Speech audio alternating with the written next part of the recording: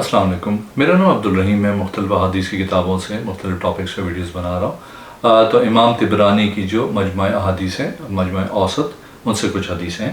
اعوذ باللہ من الشیطان الرجیم، بسم اللہ الرحمن الرحیم۔ حدیث نمبر 32، حضرت ابو درداء رضی اللہ تعالیٰ عنہ فرماتے ہیں رسول اکرم صلی اللہ علیہ وسلم نے ارشاد فرمایا، جس نے مسلمانوں کے راستے سے کسی تکلیف کو دے چیز کو ہٹا دیا، اللہ تعالیٰ اس کے بدلے اس کے لیے ایک نیکی لکھ دیتا ہے، اور اللہ تعالیٰ جس کے لیے اپنے پاس نیکی لکھ دیتا ہے اس کو اس کے عوض جنت میں داخل فرماتا ہے۔ ایک اور حدیث ہے نمبر 33، حضرت ابو درداء رضی اللہ تعالیٰ عنہ فرماتے ہیں رسول اکرم صلی اللہ علیہ وسلم نے ارشاد فرمایا، ٹیک لگا کے کھانا مت کھاؤ اور جمعے کے دن لوگوں کی گردنیں پھلانگتے ہوئے آگے سے مت جاؤ۔ ایک اور حدیث ہے، حدیث نمبر 34، حضرت ابو درداء رضی اللہ تعالیٰ عنہ بیان کرتے ہیں رسول اکرم صلی اللہ علیہ وسلم کی بارگاہ میں رشتہ داریوں کا ذکر کیا گیا، ہم نے کہا جو شخص صلہ رحمی کرتا ہے اس کی عمر میں اضافہ کر دیا جاتا ہے۔ آپ صلی اللہ علیہ وسلم نے فرمایا اس کی عمر میں اضافہ نہیں کیا جاتا، کیونکہ اللہ تعالیٰ نے ارشاد فرمایا ہے، تو جب ان کا وعدہ آئے گا ایک گھڑی نہ پیچھے نہ آگے ہوگی، سورہ اعراف نمبر 34۔ فَإِذَا جَاءَ أَجَلُهُمْ لَا يَسْتَأْخِرُونَ سَاعَةً وَلَا يَسْتَقْدِمُونَ۔ ایک اور حدیث ہے، حدیث نمبر 35، حضرت یحییٰ بن حمزہ دمشقی بیان کرتے ہیں حضرت مہدی نے ہمیں نماز پڑھائی اور بسم اللہ الرحمن الرحیم بلند آواز سے پڑھی۔ میں نے ان سے اس کی وجہ پوچھی تو انہوں نے کہا، میرے والد اپنے والد سے وہ ان کے دادا سے روایت کرتے ہیں کہ حضرت عبداللہ بن عباس رضی اللہ تعالیٰ عنہ فرماتے ہیں رسول اکرم صلی اللہ علیہ وسلم بسم اللہ الرحمن الرحیم بلند آواز سے پڑھا کرتے تھے۔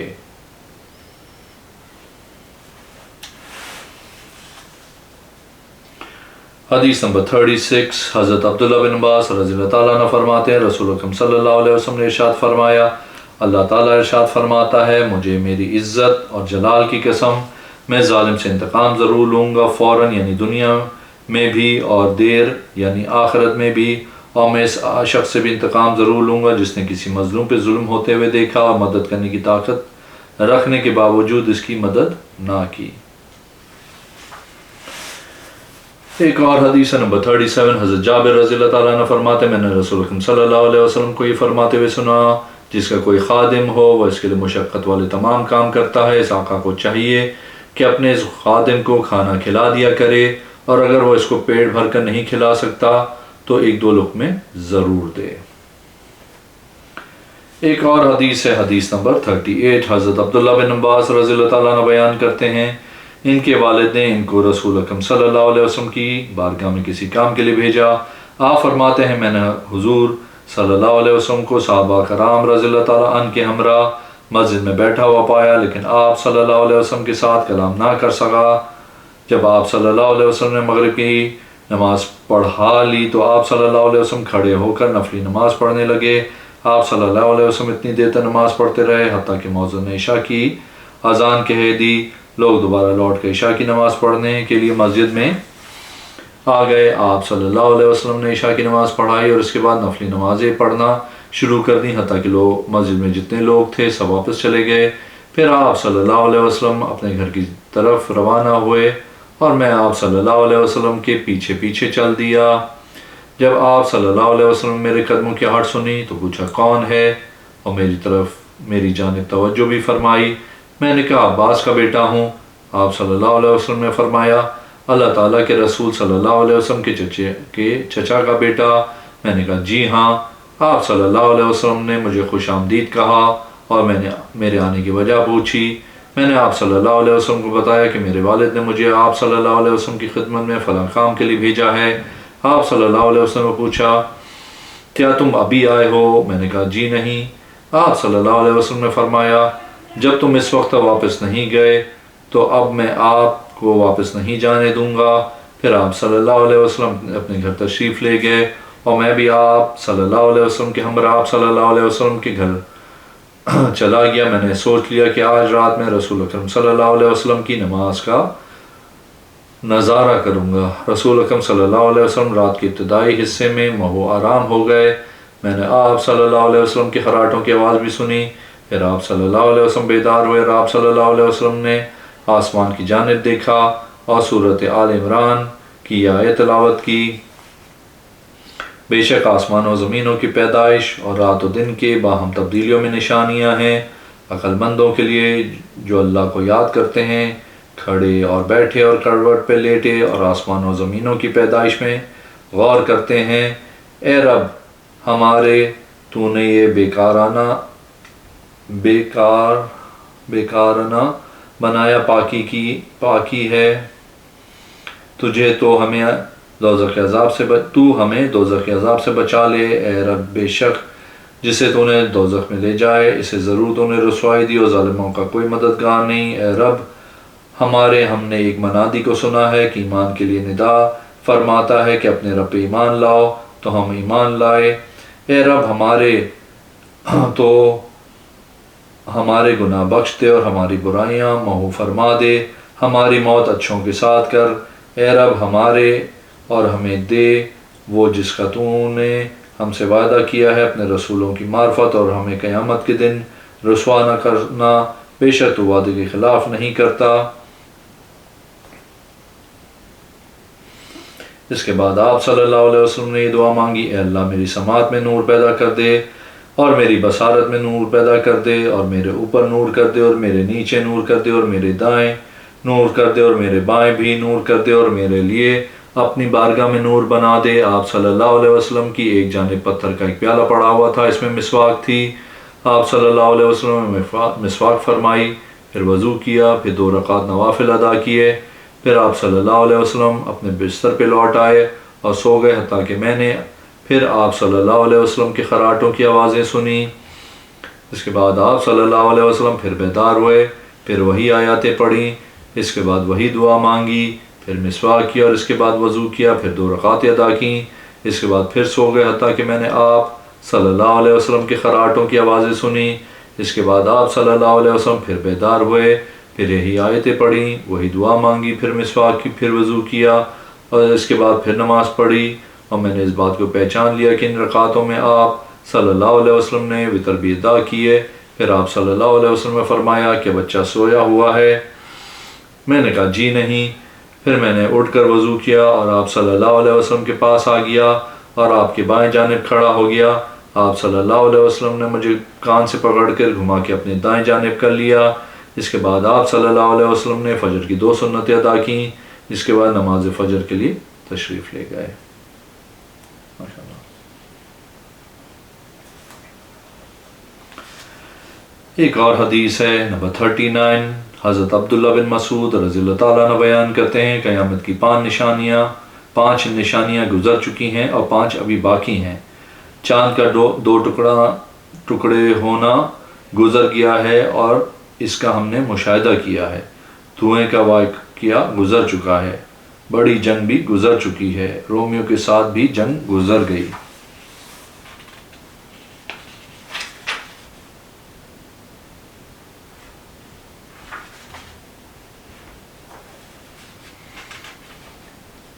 ایک اور حدیث ہے، حدیث نمبر 40۔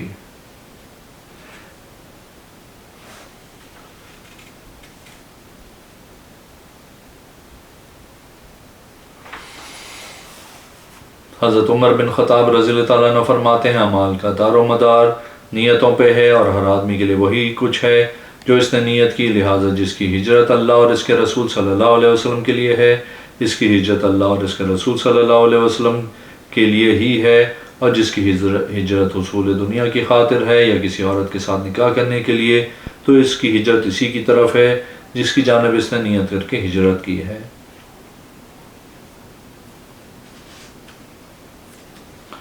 ایک اور حدیث ہے نمبر 41، حضرت ابو ہریرہ رضی اللہ تعالیٰ عنہ بیان کرتے ہیں، رسول اکرم صلی اللہ علیہ وسلم نے صرف جمعے کے دن کا روزہ رکھنے سے منع کیا ہے، سوائے اس صورت میں کہ اس کے پچھلے دن کا بھی روزہ رکھ لیا جائے۔ ایک اور حدیث ہے 42، حضرت ثابت بن قیس بن شماس الانصاری رضی اللہ تعالیٰ عنہ بیان کرتے ہیں، میں نے عرض کی، یا رسول اللہ صلی اللہ علیہ وسلم، اللہ کی قسم مجھے لگتا ہے کہ میں ہلاک ہو گیا ہوں۔ آپ صلی اللہ علیہ وسلم نے فرمایا کیوں؟ میں نے کہا اللہ تعالیٰ نے اس بات سے منع کیا ہے کہ کوئی آدمی ان اعمال میں سے رہا جائے جو اس نے کیے ہی نہیں، اور میں اپنے اندر یہ بات پاتا ہوں کہ مجھے اپنی تعریف اچھی لگتی ہے اور اللہ تعالیٰ نے تکبر سے منع کیا، اور میں اپنے اندر یہ چیز پاتا ہوں مجھے خوبصورتی اچھی لگتی ہے، اور اللہ تعالیٰ نے آپ کی آواز سے زیادہ بلند آواز میں گفتگو کرنے سے منع فرمایا۔ میں ایسا آدمی ہوں کہ میری آواز طبی طور پہ ہی بلند ہے۔ رسول اکرم صلی اللہ علیہ وسلم نے فرمایا، کیا تم اس بات پہ راضی نہیں ہو کہ تم اس حال میں زندگی گزارو کہ تمہاری تعریف ہوتی رہے اور تمہیں اللہ تعالیٰ شہادت عطا فرمائیں، شہادت عطا کریں، اور تم جنت میں بھی داخل ہو اور وہاں بھی تمہاری تعریف ہو رہی ہو؟ انہوں نے عرض کی، کیوں نہیں یا رسول اللہ صلی اللہ علیہ وسلم؟ چنانچہ تمام عمر ان کی تعریفیں ہوتی رہیں، اور مسلمہ کی جنگ میں آپ رضی اللہ تعالیٰ عنہ نے جام شہادت نوش کیا۔ ایک اور حدیث ہے، حدیث نمبر 43، حضرت عبداللہ بن مسعود رضی اللہ تعالیٰ عنہ بیان کرتے ہیں، جس رات جنات کا گروہ رسول اکرم صلی اللہ علیہ وسلم کی بارگاہ میں حاضر ہوا، اس رات میں رسول اکرم صلی اللہ علیہ وسلم کے ہمراہ تھا۔ ایک جن آگ کا شعلہ لے کر رسول اکرم صلی اللہ علیہ وسلم کی جانب بڑھا۔ حضرت جبرائیل علیہ السلام نے کہا، اے محمد صلی اللہ علیہ وسلم، کیا میں آپ کو ایسے کلمات نہ سکھا دوں کہ جب آپ وہ کلمات پڑھ لیں تو اس کا شعلہ بجھ جائے اور وہ جن اپنے منہ کے بغل گر جائے؟ وہ کلمات یہ ہیں، میں اللہ کے کرامت والے چہرے کی پناہ مانگتا ہوں اور اللہ کے اس کامل کلمات کی پناہ مانگتا ہوں کہ کوئی نیک و فاسق اس سے آگے نہیں بڑھ سکتا۔ اس شر سے پناہ مانگتا ہوں جو آسمانوں سے اترتا ہے اور جو آسمانوں پہ کی طرف چڑھتا ہے، اور اس چیز سے بھی پناہ مانگتا ہوں جو اس سے نکلتی ہے، اور میں رات اور دن کے فتنوں کے شر سے بھی پناہ مانگتا ہوں، رات اور دن میں پھیلنے والے مخلوقات کے شر سے بھی پناہ مانگتا ہوں، اے اللہ سوائے اس شخص کے جو رات کے وقت بھلائی کی خبر لے کر آتا ہے۔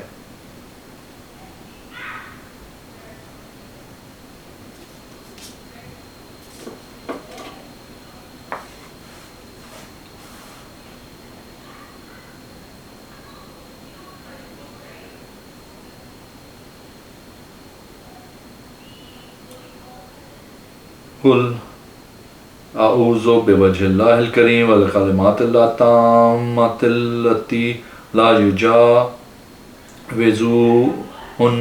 بر ولا فاجر ولا شر ما ینزل من السماء وما یعرج فیہا ومن شر ما زرع فی الارض وما یخرج منہا ومن شر فتان اللیل والنہار ومن شر توارق اللیل والنہار الا طارقا یطرق بخیر یا رحمان۔ لم یرو هذا الحدیث عن الاوزاعی الا یحییٰ بن حمزہ فرد به ولدہ عنہ۔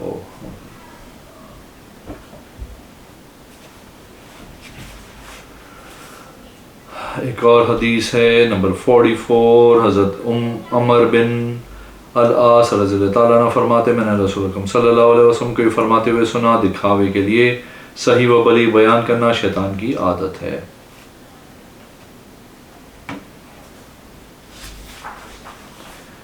ایک اور حدیث ہے، حضرت ابو ہریرہ رضی اللہ تعالیٰ عنہ فرماتے ہیں، رسول اکرم صلی اللہ علیہ وسلم نے ارشاد فرمایا، تم مسلسل کفار سے جہاد کرتے رہو گے حتیٰ کہ تم ایسی قوم کے ساتھ جہاد کرو گے جن کی آنکھیں چھوٹی، ناک چپٹے اور ان کے چہرے ڈھال کی مانند ہوں گے۔ ایک اور حدیث نمبر 46، حضرت عبداللہ بن عمر رضی اللہ تعالیٰ عنہ فرماتے، میں نے رسول اکرم صلی اللہ علیہ وسلم کو یہ فرماتے ہوئے سنا، جو شخص جمعے کے لیے آئے اس کو چاہیے کہ غسل کر لے۔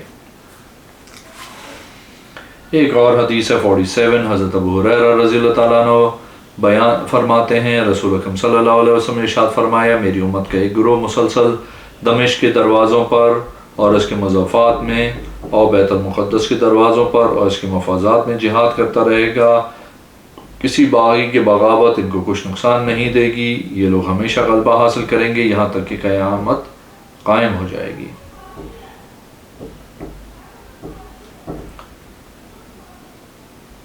ایک اور حدیث ہے 48، حضرت عبداللہ بن عمر رضی اللہ تعالیٰ عنہ فرماتے ہیں، رسول اکرم صلی اللہ علیہ وسلم نے ارشاد فرمایا، جو شخص جمعے کے لیے آئے وہ غسل کر لے۔ ایک اور حدیث نمبر 49،